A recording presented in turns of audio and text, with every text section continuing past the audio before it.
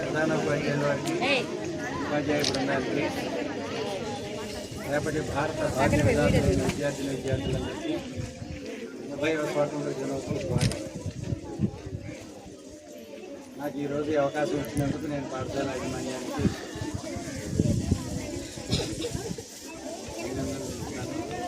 Very much ధన్యవాదాలు.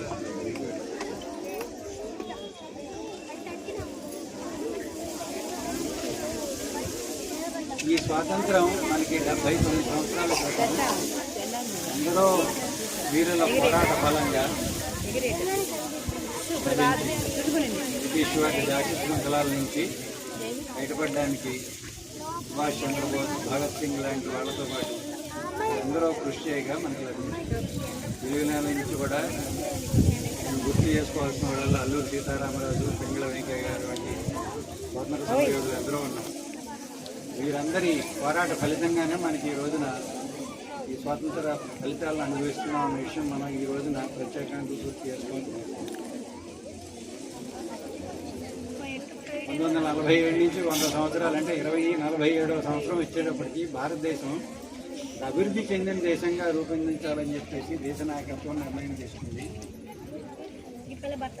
ఆ లక్ష్య సాధనకి సరిహద్దుల్లో ఉన్న సైనికులు కాదు, మీరందరూ కృషి చేయాల్సి ఉంటుంది.